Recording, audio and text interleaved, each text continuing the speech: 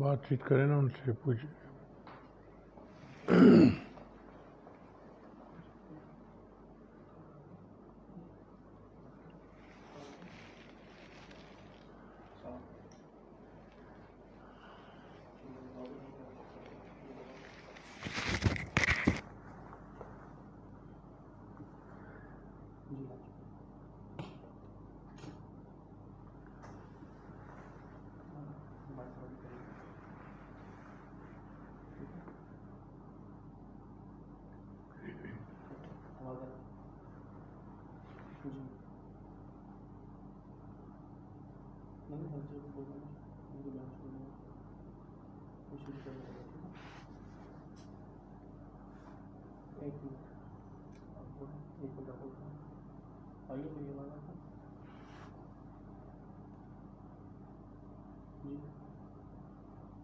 آواز آ رہی ہے جی چیک کرو آواز آ رہی ہے ٹھیک مائک لگا رہا ہے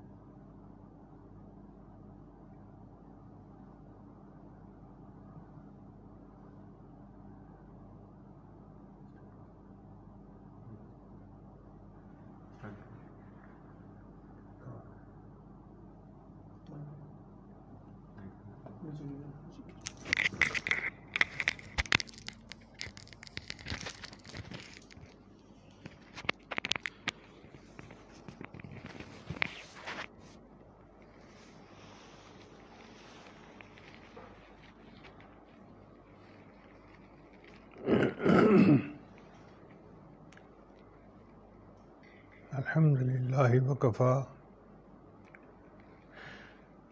وسلام علی عبادہ الذین اصطفیٰ اما بعد اعوذ باللہ من الشیطان الرجیم بسم اللہ الرحمن الرحیم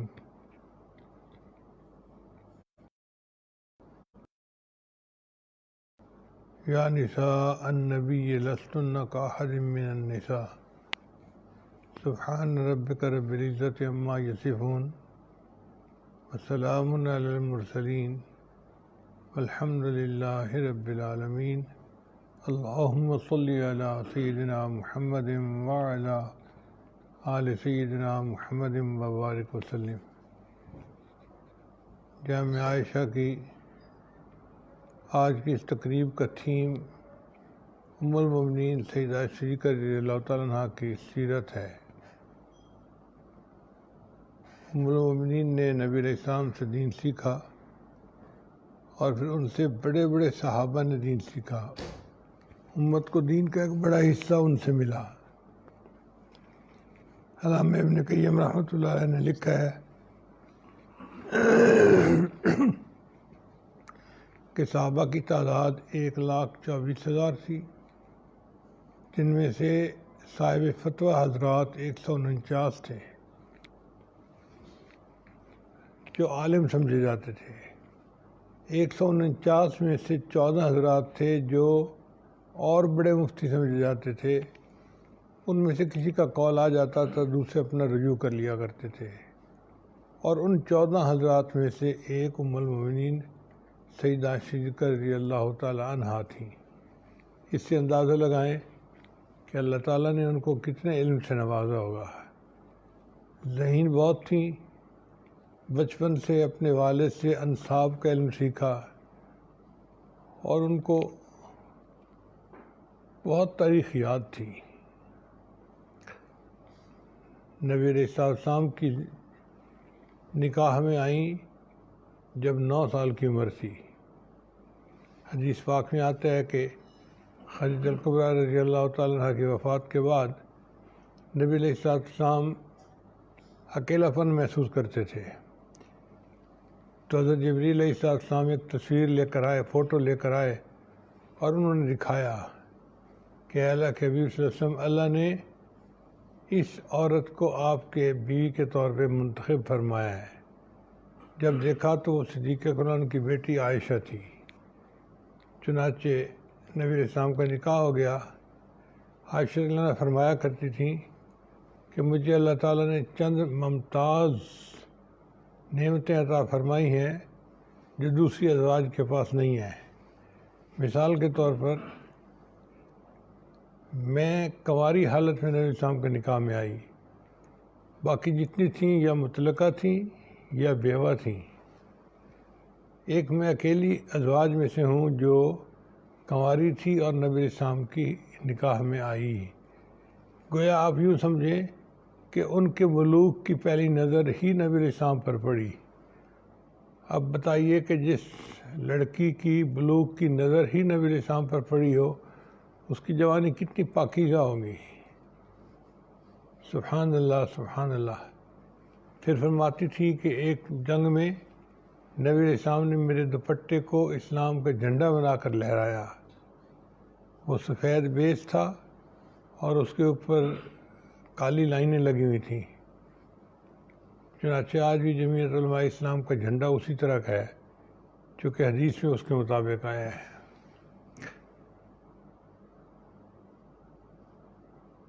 پھر فرماتی تھیں کہ کئی مرتبہ ایسا ہوا کہ میں نبی علیہ السلام کے ساتھ بستر پر ہوتی تھی اور اس حالت میں نبی علیہ السلام پر وحی اترتی تھی.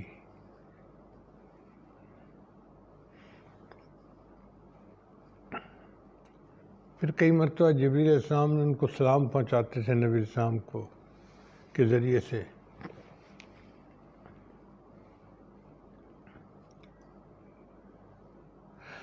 سیدہ فاطمہ الزہرا رضی اللہ تعالیٰ عنہ اور ام المؤمنین عائشہ رضی اللہ عنہا کے درمیان عمروں کا بہت زیادہ فرق نہیں تھا. درجہ ماں بیٹی کا تھا مگر عمروں کا فرق تھوڑا تھا تو آپس میں بے تکلفی بہت تھی. ایک دوسرے کے ساتھ ہنسی مذاق بھی کر لیتی تھیں.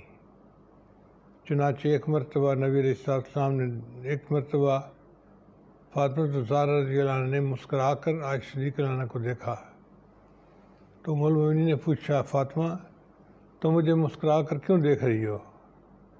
ان کا میں اس لیے دیکھ رہی ہوں کہ قیامت کے دن آپ کے والد ابو بکر صدیق ہوں گے اور قیامت کے دن میرے والد حضرت محمد مصطفیٰ احمد مجتبیٰ صلی اللہ علیہ وسلم ہوں گے.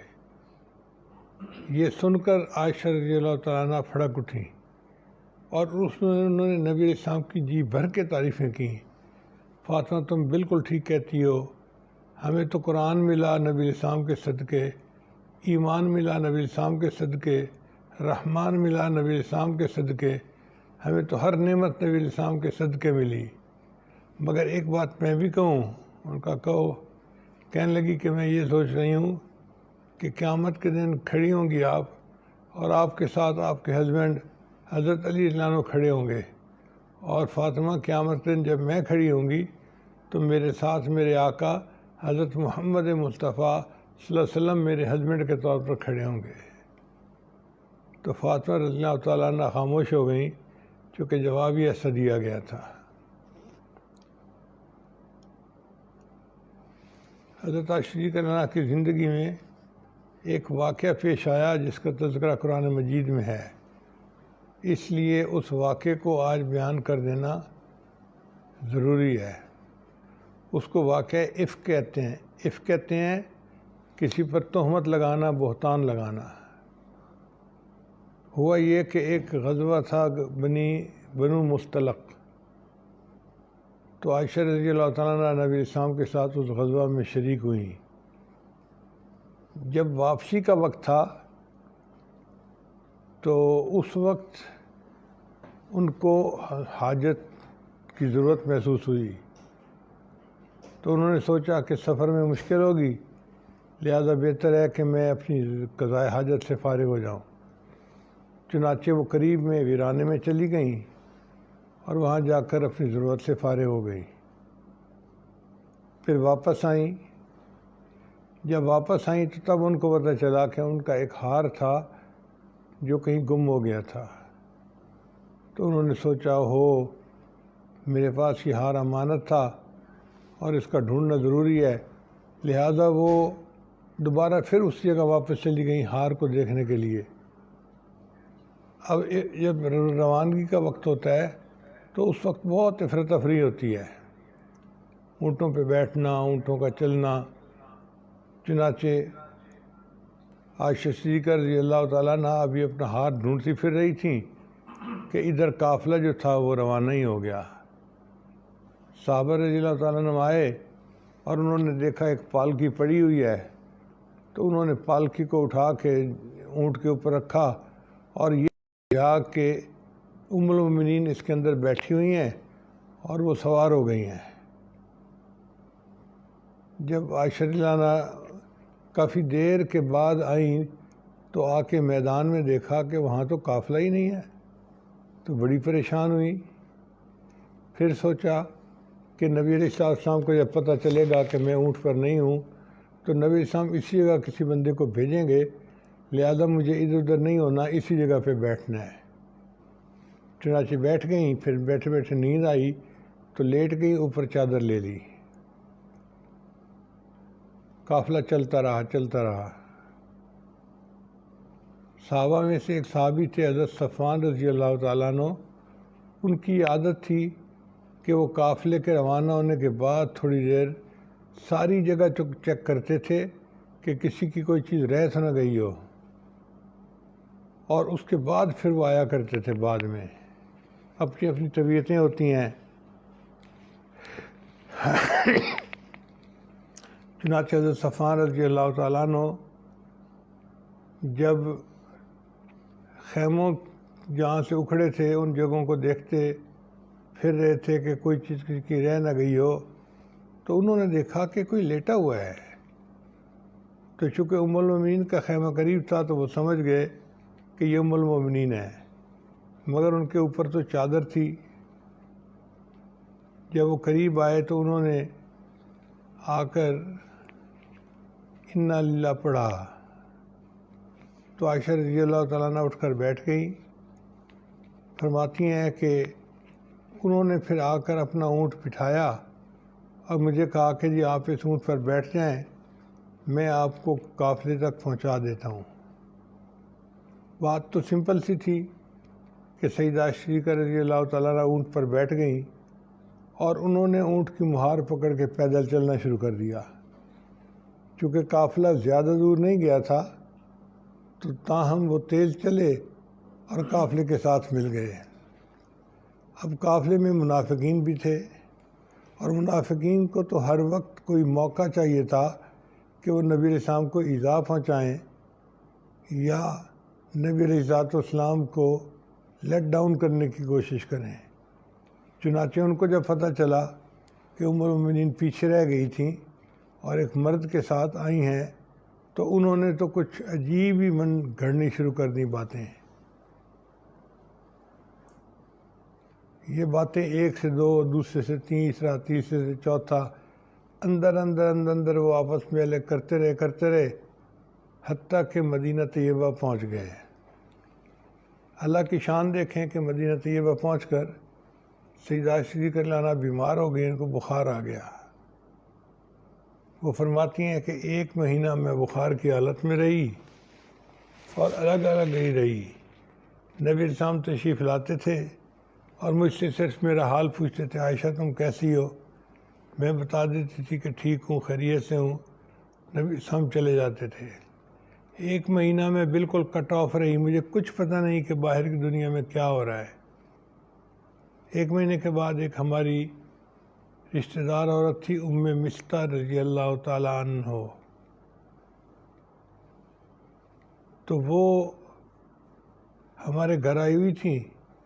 مجھے عشاء کے بعد قضاء حاجت کے لیے جانا تھا باہر۔ اس زمانے میں گھروں کے اندر بیت الخلاء نہیں ہوتے تھے، بلکہ ویرانے میں باہر کی جگہ پہ مرد عورت جا کر رہتے تھے۔ تو ام المؤمنین جب جانے لگیں تو وہ کہنے لگی چلو میں بھی آپ کے ساتھ چلتی ہوں۔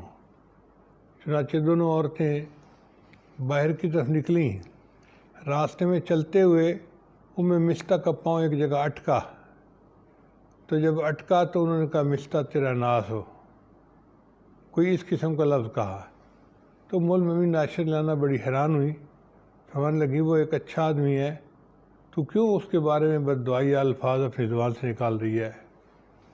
انہوں نے کہا کہ اچھا آدمی تو ہے، لیکن تمہیں پتہ نہیں کہ وہ بھی منافقین کی باتوں میں آ گیا ہے، اور اس نے منافقین والی باتیں ہی ریپروڈیوس کرنی شروع کر دی ہیں۔ فرماتی ہیں کہ میں نے کہا مجھے تو کچھ پتہ نہیں ہے۔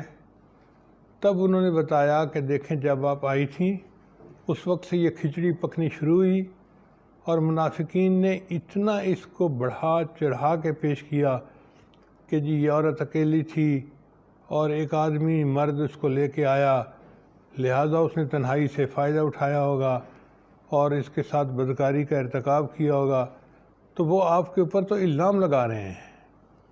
عائشہ نے فرماتے ہیں کہ میرا دل اتنا صدمے میں آ گیا کہ میں نے رونا شروع کر دیا۔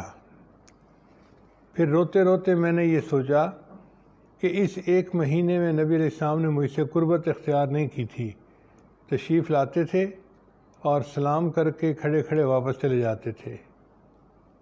اس کا مطلب یہ کہ نبی علیہ السلام کا اپنا دل بھی بہت غمزدہ تھا اس پروپیگنڈے سے، تو اللہ کے حبیب صلی اللہ علیہ وسلم بھی غمزدہ تھے، خاموش تھے۔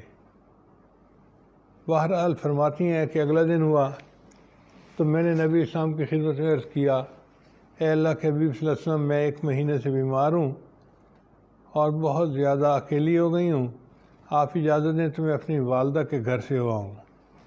نبی اسلام نے مجھے اجازت دی تو میں اپنی والدین کے گھر آ گئی۔ والدین کے گھر آ کر میں نے دیکھا کہ میرے والد ابوبکر صدیق رضی اللہ عنہ چارپائی کے اوپر بیٹھے قرآن مجید پڑھ رہے ہیں۔ جب انسان کا دل غمزدہ ہوتا ہے تو پھر قرآن ہی اس کو سکون دیا کرتا ہے۔ چنانچہ ابوبکر صدیق رضی اللہ عنہ قرآن مجید پڑھ رہے تھے اور ان کی والدہ گھر کے کام وغیرہ کر رہی تھی۔ فرماتی ہیں جب میں آئی سلام کیا مگر کسی نے مجھ سے کوئی بات نہیں کی، میں خاموش ایک جگہ بیٹھ گئی۔ تو اس دوران نبی علیہ السلام نے اس واقعے کی تحقیق 2 عورتوں سے بھی کی اور صحابہ سے بھی کی۔ 2 عورتوں میں ایک عورت تھی بریرہ رضی اللہ تعالیٰ عنہ، یہ سیدہ عائشہ صدیقہ رضی اللہ تعالیٰ عنہ کی خادمہ تھیں۔ ان کو بلا کے پوچھا کہ تم عائشہ کے بارے میں کیا جانتے ہو؟ اس نے کہا جی میں تو یہ جانتی ہوں کہ وہ بہت ہی بھولی بھالی سی لڑکی ہے، کم عمر ہے، کئی مرتبہ آٹا گوندھ کے رکھ دیتی ہے، سو جاتی ہے اور اس کے آٹے کو بکری کھا لیتی ہے۔ اس کے علاوہ میں اس کے اندر کوئی ایسی بات نہیں دیکھتی، وہ بہت اچھی ہے۔ پھر نبی علیہ السلام نے ایک اور ام المؤمنین زینب بنت جہش رضی اللہ تعالیٰ عنہ ان سے پوچھا، وہ درجے میں بھی برابر کی تھیں اور سوکن ہونے کے ناطے ان کو موقع بھی تھا اس وقت جو چاہتی وہ بات کر کے چڑھا چڑھا کے پیش کر سکتی تھیں، مگر ان لوگوں کے دل میں اللہ کا خوف اتنا تھا کہ وہ غصے میں اور خوشی میں شریعت کی حد سے باہر نہیں نکلتے تھے۔ جب نبی علیہ السلام نے ان سے پوچھا کہ تم عائشہ کے بارے میں کیا جانتی ہو، ان کا جی میں تو وہی بتاؤں گی جو میری آنکھوں نے دیکھا، میرے کانوں نے سنا، اور اے اللہ کے بھی سے میں نے تو اس میں خیر کے سوا کچھ نہیں دیکھا۔ تو نبی علیہ السلام کی طبیعت تھوڑا مطمئن ہو گئی کہ ایک ام المؤمنین نے بھی اس کے بارے میں بہت اچھی رپورٹ دی ہے اور خادمہ نے بھی دی ہے۔ پھر نبی علیہ السلام نماز کے لیے مسجد میں تشریف لائے، مگر نبی علیہ السلام کا دل اس دن بہت غم سے بھرا ہوا تھا، چونکہ 1 مہینے سے پروپیگنڈا چل رہا تھا اور مدینہ کا ہر بندہ بات کر رہا تھا۔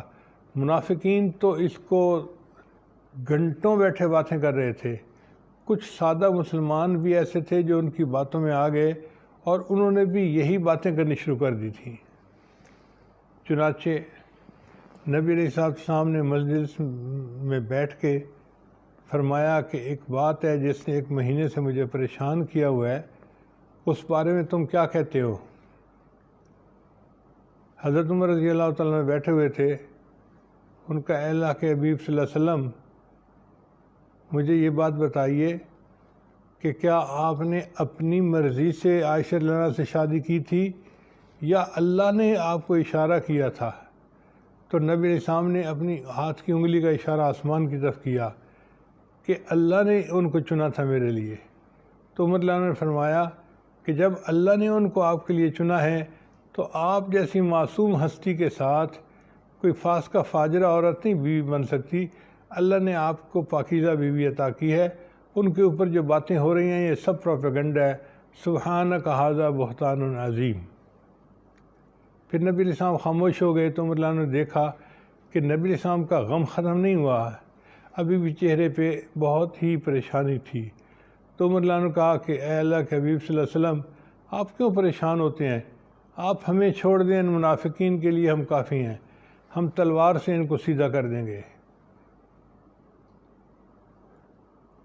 اور واقعی ایک عاشق کا ایسا ہی کام ہوتا ہے. پھر اس کے بعد سیدنا عثمان غنی اللہ عنہ بیٹھے ہوئے تھے. ان سے پوچھا، انہوں نے کہا کہ اللہ کے حبیب صلی اللہ علیہ وسلم، اللہ تعالیٰ نے آپ کا سایہ نہیں بنایا اس لیے کہ کسی کا پاؤں آپ کے سائے کے اوپر نہ پڑ جائے، یہ بے ادبی نہ ہو جائے. تو جب اللہ تعالیٰ کو آپ کے سائے کی بے ادبی بھی منظور نہیں ہے تو آپ کی جو شریکہ حیات ہے اس کے ساتھ کوئی کیسے بدکاری کر سکتا ہے؟ تو نبی علیہ السلام کے دل کو تھوڑا اور تسلی ہو گئی. پھر سیدنا عثمان غنی اللہ عنہ نے ایک اور بات کہی، اے اللہ کے حبیب صلی اللہ علیہ وسلم، ایک مرتبہ آپ کے نالین مبارک کے نیچے تلوے کے اوپر نجاست لگ گئی تھی. آپ اپنا جوتا پہننا چاہتے تھے، ایک کوا آیا تھا اور وہ آپ کے جوتے کو اٹھا کے لے گیا تھا اور اس کو الٹا پھینکا تو پتہ چل گیا کہ نجاست لگی ہوئی ہے. تو جس پروردگار نے نجاست والا جوتا آپ کے جسم کے ساتھ نہیں لگنے دیا، کیسے ہو سکتا ہے کہ نجس عورت آپ کے ساتھ ہو جاتی؟ تو نبی السلام کے دل کو اور زیادہ تسلی ہو گئی. پھر اس کے بعد حضرت علی رضی اللہ تعالیٰ عنہ تھے، تو انہوں نے بھی اسی طرح کی بات کہی کہ اللہ تعالیٰ نے آپ کو معصوم بنایا ہے اور اللہ نے فرمایا ہے الطیبات للطیبین والطیبون للطیبات، کہ پاک مردوں کے لیے پاک عورتیں اور پاک عورتوں کے لیے پاک مرد. اے اللہ کے وسلم، آپ جو پاکیزہ زندگی گزارنے والے ہیں تو آپ کو اللہ نے ایسی پاک عورت ہی دی ہے، اس میں کوئی شک کی گنجائش ہی نہیں ہے. ان کی اس دلیل سے حضرت نبی علیہ السلام کا اور کم ہوا. بہرحال طبیعت کے اوپر حزن تھا. پھر علی نے ایک بات اور کر دی، اے اللہ کے نبی وسلم، آپ اتنا کیوں پریشان ہوتے ہیں؟ آپ کے پاس عورتوں کی کوئی کمی تو نہیں، اگر آپ چاہیں تو اس کو چھوڑ کے کوئی دوسری عورت کو اپنی بیوی بنا سکتے ہیں. قصہ ہی ختم، لوگوں کی باتوں کا جڑی ختم ہو جائے گی. یہ وہ بات تھی حضرت علی عنہ کی جو عائشہ رضی اللہ عنہا ساری عمر یاد کرتی تھیں کہ انہوں نے یہ بات نبی السلام کے سامنے کیوں کی تھی. چنانچہ نبی علیہ السلام وہاں سے اٹھے اور آپ حضرت کو صدیق رضی اللہ عنہ کے گھر آ گئے.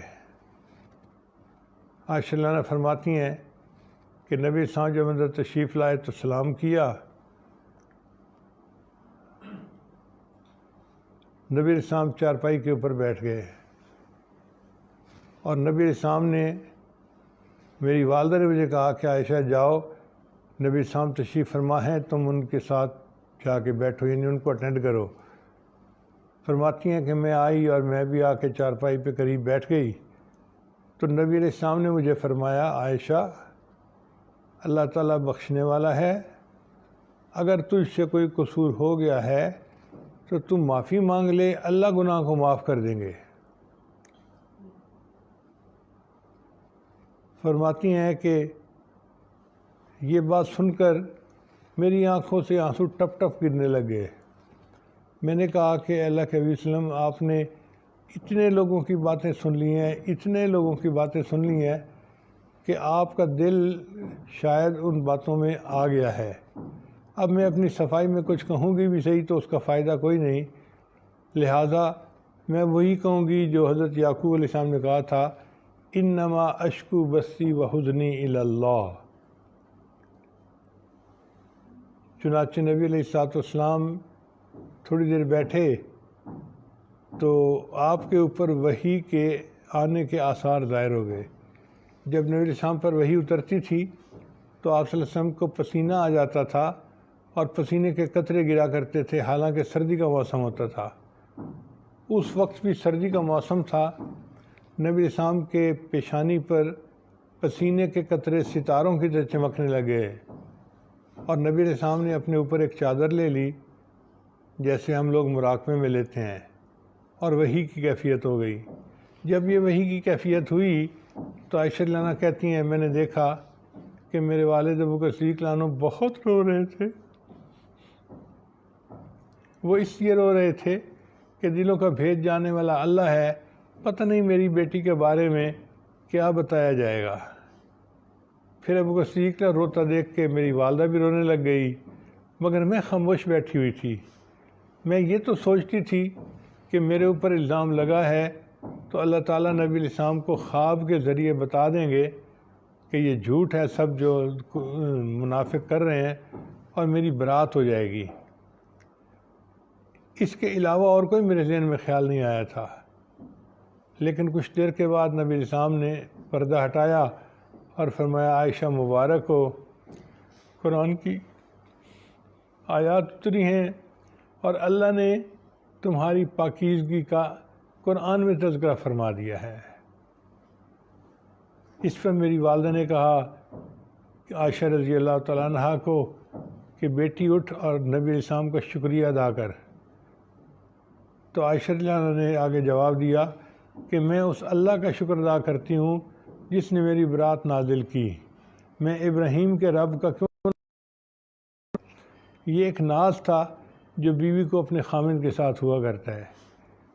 چنانچہ اس کے بعد معاملہ صاف ہو گیا۔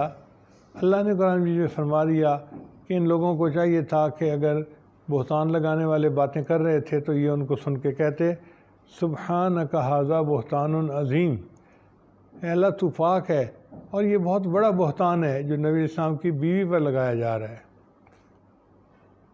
یہ جو پروپیگنڈے سن کے بات پہ یقین کر لینا اور بات کی تصدیق نہ کرنا، یہ انتہائی بری عادت ہے۔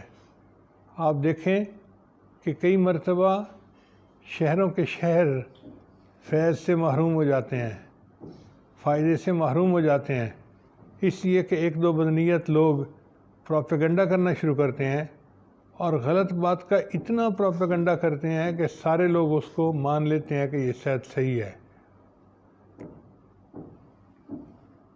فائدہ اس سے شیطان ہی اٹھاتا ہے اور خیر کی محفلیں ختم ہو جاتی ہیں اور لوگ نیکی کی بجائے گناہوں والی زندگی پھر اختیار کرنا شروع کر دیتے ہیں۔ اس لیے ہمیں یہاں پر یہ سبق دیا گیا کہ جب بھی کوئی کسی کے بارے میں ایسی بات کرے تو ہم اس کی بات کو اس وقت تک قبول نہ کریں جب تک کہ خود اس کی تصدیق نہ کر لیں۔ یہی کہیں کہ یہ بہتان ہے۔ اللہ تعالیٰ کی شان دیکھیے، حضرت یوسف علیہ السلام پر بہتان لگا تو اللہ نے ان کی پاکیزگی کی گواہی ایک معصوم بچے سے دلوائی۔ پھر بی بی مریم پر بہتان لگا، اللہ نے ان کی پاک دامنی کی گواہی ان کے بیٹے حضرت عیسیٰ علیہ السلام سے دلوائی۔ سیدہ صدیقہ رضی اللہ عنہا پر بھی بہتان لگا، اللہ تعالیٰ چاہتے تو کسی بچے سے بھی گواہی دلوا سکتے تھے، مگر اللہ نے پسند کیا کہ میرے محبوب کی محبوبہ کا موقع ہے اور اس پر بہتان لگا ہے اور میرے محبوب غمزدہ ہیں، لہٰذا میں پروردگار جو دلوں کا بھید جاننے والی ذات ہے، میں گواہی دیتا ہوں کہ یہ پاکیزہ زندگی گزارنے والی ہیں۔ سبحان اللہ، کیا عظمت اور کیا شان اللہ نے ان کو عطا کی کہ قرآن مجید میں ان کی پاک دامنی کی زندگی گزار کی تصدیق ہو گئی۔ سبحان اللہ سبحان اللہ۔ اللہ تعالیٰ ایسی پاکیزہ زندگی ہم سب کو عطا کرے، اور اللہ تعالیٰ ہمیں ایسی ہی نیکی والی زندگی دے کہ جس کے اوپر تصدیق ہو نیکوں کی۔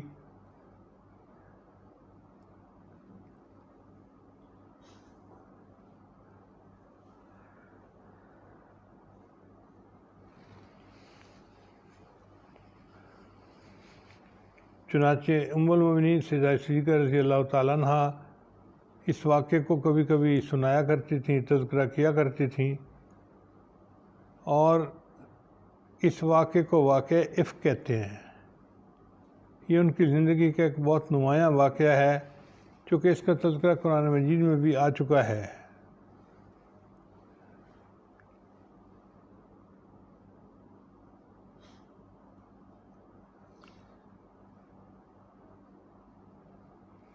جامعہ شریکہ لوساکا کا آج سالانہ اجلاس ہے، تو اس میں 2 طرح کی اناؤنسمنٹ بھی کرنی ہوں گی۔ وہ بچیاں جنہوں نے پوزیشنز حاصل کیں، عامہ اردو میں امارہ رحمانی، پھر نعیمہ پویا، پھر مدینہ عارف، پھر عامہ انگلش کے اندر نسمہ ابراہیم، پھر خاصہ اردو کے اندر مریم بوبت، حمیرہ پٹیل، ہاجرہ سلیمان، خاصہ انگلش کے اندر زہرہ علی،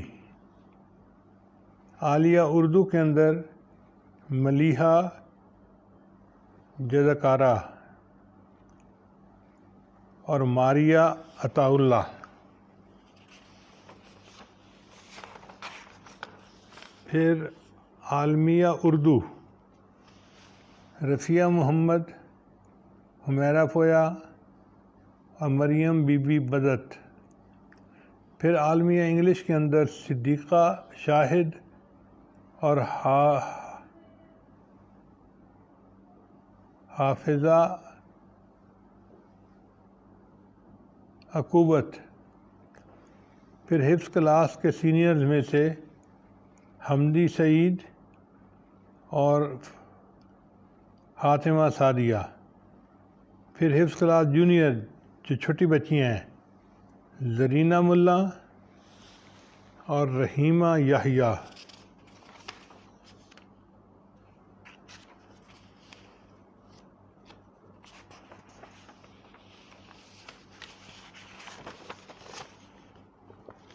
پھر عالیہ اردو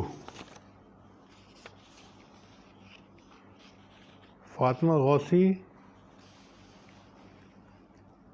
عالیہ عطا اللہ۔ پھر عالیہ انگلش نور فاطمہ اسماعیل، عالیہ عطا اللہ اور سعودہ پانڈر۔ عالمیہ اردو کے اندر نزہت۔ یہ تو رزلٹ تھا کتابوں کے درجے کا۔ اب حفظ بخاری بھی کچھ بچیوں نے کمپلیٹ کیا ہے، اور یہ اللہ کا بہت بڑا فضل اور کرم ہے کہ لوساکا کے مدرسے میں بچیاں اس درجے تک پہنچ گئی ہیں کہ وہ عالمیہ کا کورس مکمل کرنے کے بعد بخاری شریف کی حافظہ بھی بنتی ہیں۔ چنانچہ ان میں ایک ہے عافیہ بنت عثمان، اور دوسری ہے سمیہ بنت الیاس، اور تیسری ہے کلثوم بنت عمر۔ اس نے اپنا دور بھی مکمل کر لیا ہے اور بخاری شریف کا حفظ بھی مکمل کر لیا ہے۔ دعا ہے اللہ تعالیٰ ان سب بچیوں کو اپنی مقبول بندیوں میں شامل فرمائے، اور ان بچیوں کے والدین کو اللہ تعالیٰ بہترین جزائے خیر عطا فرمائے، اور ان کی جو معلمات ہیں اللہ تعالیٰ ان کو بھی اپنی مقبول بندیوں میں شامل فرمائے۔ وآخر دعوانا ان الحمد للہ رب العالمین۔ ابھی دعا سے پہلے ہم توبہ کے کلمات پڑھیں گے، لہذا جتنی خواتین ہیں، جتنی طالبات ہیں، معلمات ہیں، سب دل میں توبہ کی نیت سے یہ کلمات میرے ساتھ ساتھ پڑھتے جائیں۔ پڑھیے بسم اللہ الرحمن الرحیم، لا الہ الا اللہ محمد الرسول اللہ۔ آمنت باللہ وملائکتہ وکتبہ ورسلہ والیوم الآخر والقدر خیرہ وشرہ من اللہ تعالی والبعث بعد الموت.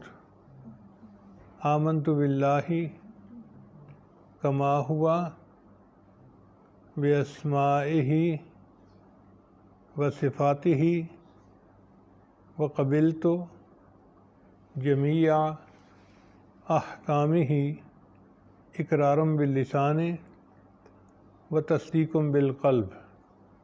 اشہد ان لا الہ الا اللہ واشہد ان محمدً عبدہ ورسولہ.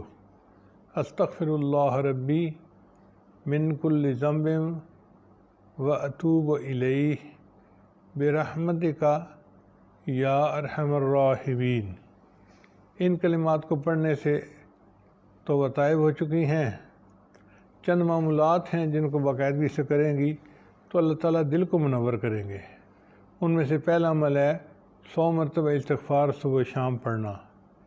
دوسرا عمل ہے 100 مرتبہ درود شریف صبح شام پڑھنا. تیسرا عمل ہے 1 پارہ قرآن مجید کی تلاوت روزانہ کرنا. چوتھا عمل ہے چلتے پھرتے ہر وقت دل میں اللہ کو یاد کرنا. اور پانچواں عمل ہے کہ 10-15 منٹ صبح 10-15 منٹ شام مراقبہ کرنا، ذکر قلبی کرنا. ذکر قلبی کا طریقہ بہت آسان ہے. نماز پڑھ کے جب آپ فارغ ہوں تھوڑی دیر آنکھوں کو بند کر کے اللہ سے تار جوڑ کے بیٹھ جائیں. اللہ کی رحمت آ رہی ہے، میرے دل میں سما رہی ہے، میرے دل کی ظلمت اور سیاہی دور ہو رہی ہے، اب میرا دل اللہ اللہ اللہ بول رہا ہے اور میں سن رہی ہوں. انشاءاللہ 10-15 منٹ کا مراقبہ کرنے سے آپ کے دل میں اللہ کی محبت بڑھے گی اور آپ اس کی حرارت کو خود محسوس کریں گی. اللہ تعالیٰ اپنی مقبول بندیوں میں شامل فرمائے. اب آپ تھوڑی دیر مراقبہ کر لیجئے تاکہ دعا کرتے ہیں. آنکھوں کو بند کر لیجئے، سر کو جھکا لیجئے. دنیا اور جو کچھ دنیا میں ہے اس سے ہٹ کٹ کے اللہ کی یاد میں ڈوب جائیے.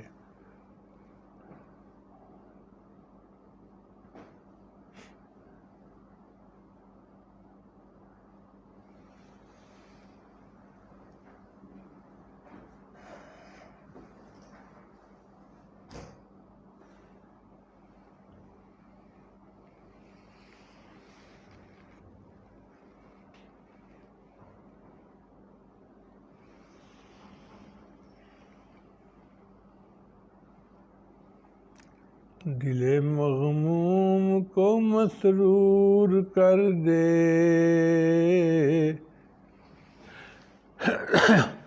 دل بے نور کو پر نور کر دے. دل مغموم کو مسرور کر دے، دل بے نور کو پر نور کر دے.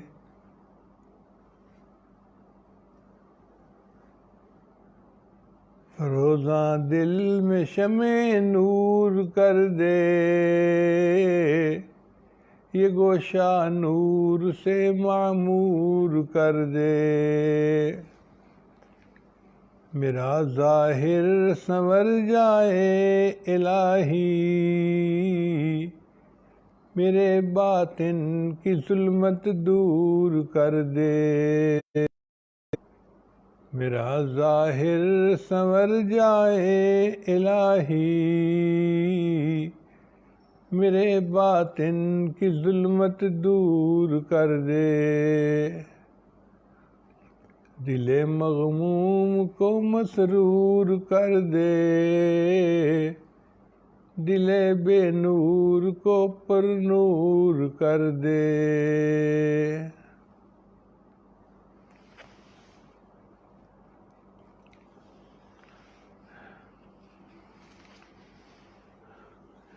لا الہ الا اللہ محمد الرسول اللہ. دعا کر لیجئے سبحان ربی الوہاب اللہم صلی علی سیدنا محمد وعلی آل سیدنا محمد وبارک وسلم ربنا ظلمنا انفسنا وإن لم تغفر لنا وترحمنا لنکونن من الخاسرین۔ اے پروردگار عالم، ہمارے گناہوں کو معاف فرما، خطاؤں سے درگزر فرما، عیبوں کی پردہ پوشی فرما۔ اے اللہ، آنے والے وقت کو گزرے وقت سے بہتر فرما، آنے والی زندگی کو گزری ہوئی زندگی کا کفارہ بنا۔ اے اللہ، اس ادارے کو اپنے مقبول اداروں میں شامل فرما۔ جتنی بچیوں نے تعلیم حاصل کی، کتابوں کی یا حفظ کی، اللہ ان سب کو اپنی مقبول بندیوں میں شامل فرما۔ اے اللہ، ان سب کے دلوں کو منور فرما، ان کے والدین کی زندگیوں میں خوشیاں عطا فرما، ان کے گھر کی پریشانیوں کو دور فرما۔ اللہ، ان بچیوں کو اپنی پسندیدہ بندیوں میں شامل فرما۔ پروردگار عالم، ان کی زندگی کے جو مسائل ہیں اپنی رحمت سے ان کو حل فرما، اور ان کو اللہ عزتوں کے ساتھ خوشیوں کے ساتھ بقیہ زندگی گزارنے کی توفیق عطا فرما۔ پروردگار عالم، جو اس ادارے کے معاونین ہیں ان کو اپنے مقربین میں شامل فرما۔ اے اللہ، جو اس ادارے کی معلمات ہیں یا پرنسپل صاحبہ ہیں، بہت محنت کر رہی ہیں ادارے کو آگے بڑھانے کے لیے، پروردگار عالم ان کی محنت کو قبول فرما، قدم قدم ان کو اجر اور بدلہ عطا فرما۔ اے اللہ، ہماری ان دعاؤں کو اپنی رحمت سے قبول فرما۔ پروردگار عالم، ہم آپ کے در کے سائل ہیں، دامن پھیلائے بیٹھے ہیں، ہماری جھولیوں کو بھر دیجئے اور ہماری مرادیں پوری کر دیجئے۔ ہم آپ سے آپ ہی کو چاہتے ہیں۔ اللہ، ہمیں اپنی محبت عطا فرما۔ اللہ، ہمیں نبی علیہ السلام کی سنت کی پابندی نصیب فرما، پاک دامنی کی زندگی نصیب فرما۔ ہماری ان دعاؤں کو اپنی رحمت سے قبول فرما۔ پروردگار عالم، جسمانی بیماریوں کو دور فرما، روحانی بیماریوں کو دور فرما۔ جو مانگا وہ بھی عطا فرما، جو مانگنا چاہیے تھا نہیں مانگ سکے وہ بھی عطا فرما۔ ربنا تقبل منا انک انت السمیع العلیم، تب علینا انک انت التواب الرحیم۔ آج کے اس تقریب کی تیاری میں جن بچیوں عورتوں نے محنت کی، حصہ لیا، کنٹریبیوٹ کیا، اے اللہ ان کو خصوصی طور پر اپنی طرف سے بہترین نعمتیں عطا فرما، بہترین رحمتیں عطا فرما۔ صلی اللہ تعالی علی حبیبہ سیدنا محمد وآلہ واصحابہ اجمعین برحمتک یا ارحم الراحمین۔